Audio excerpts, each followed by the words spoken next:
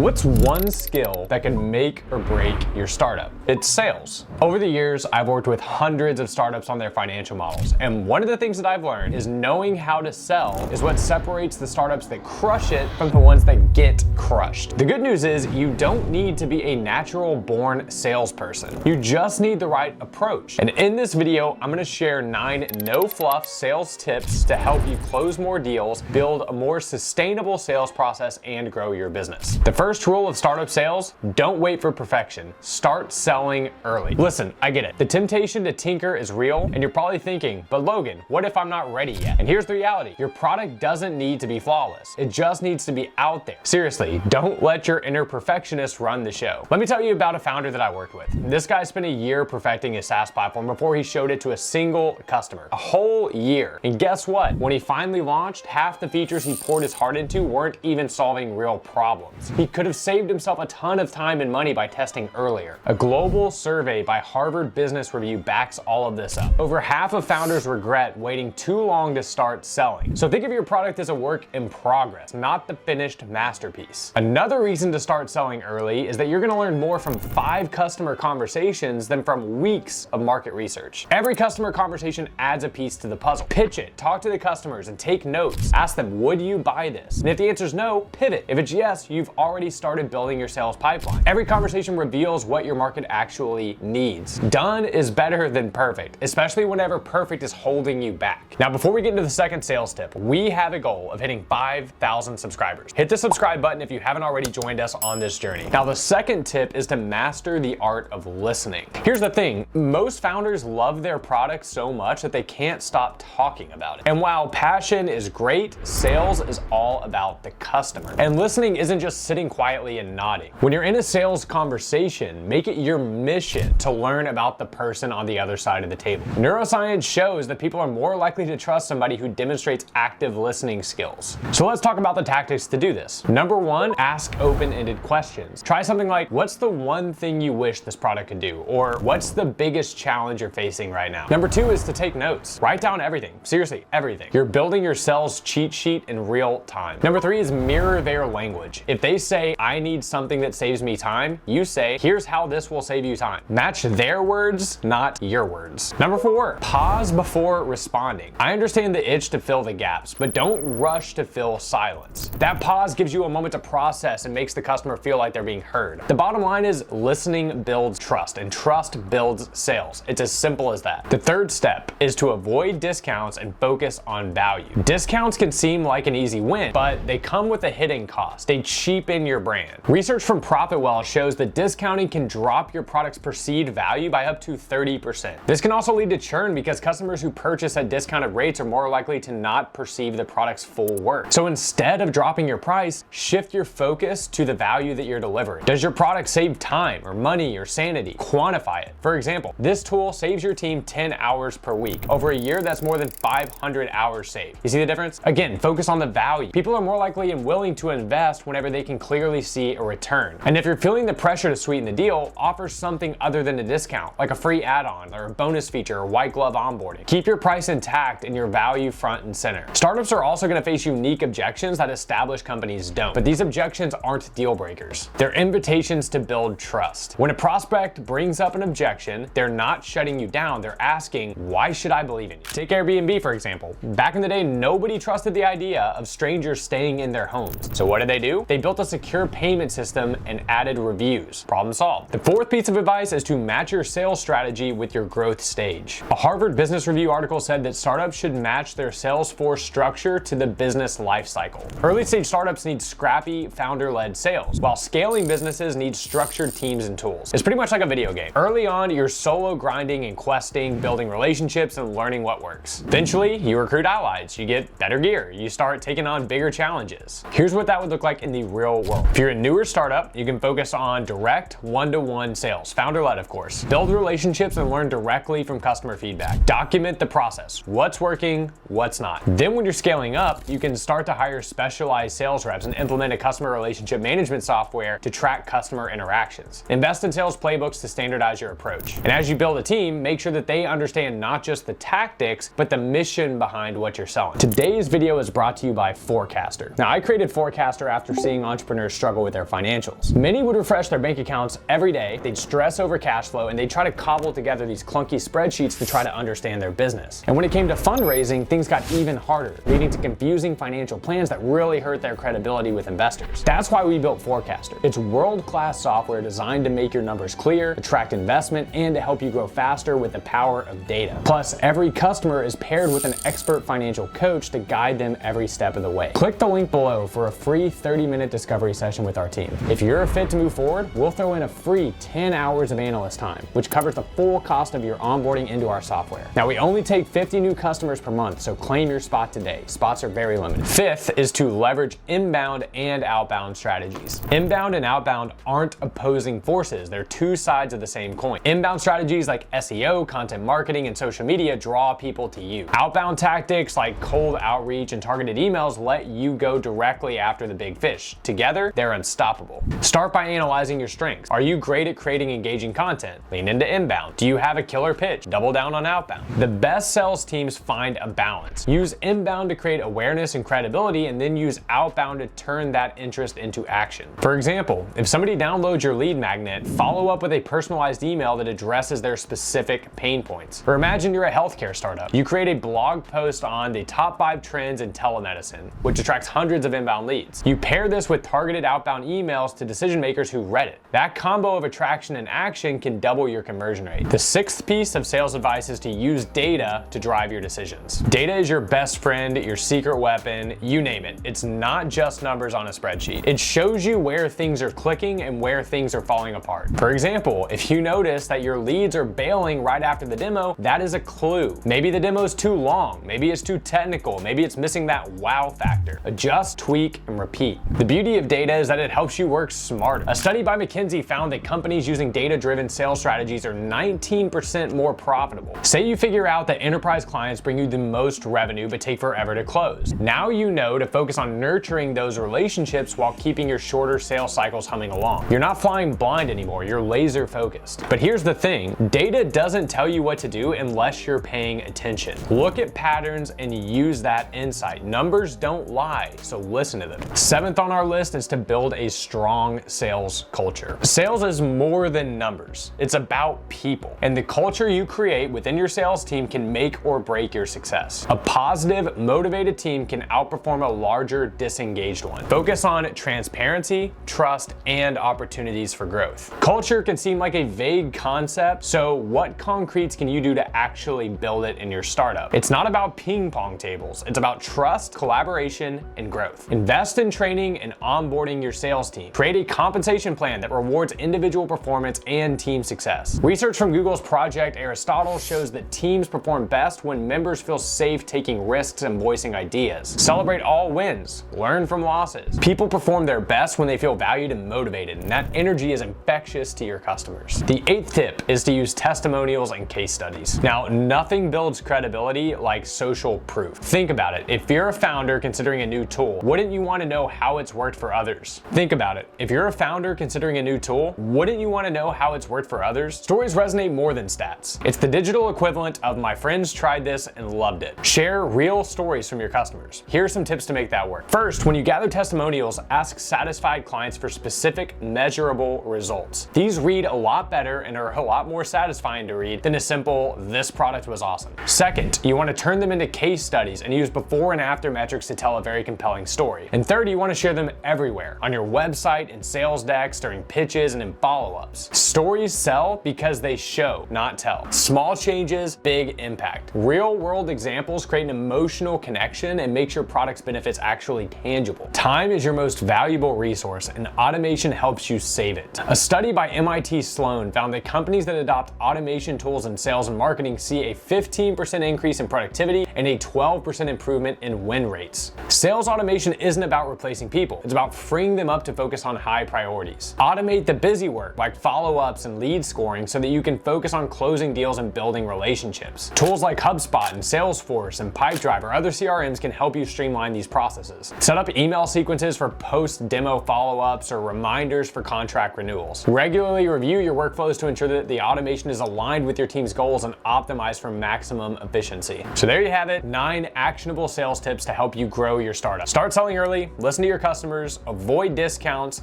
and adapt as you grow. And don't forget to leverage tools, data, and social proof to build trust and close even more deals. And if you found this video helpful, click this link to learn the 9 ways to grow revenue.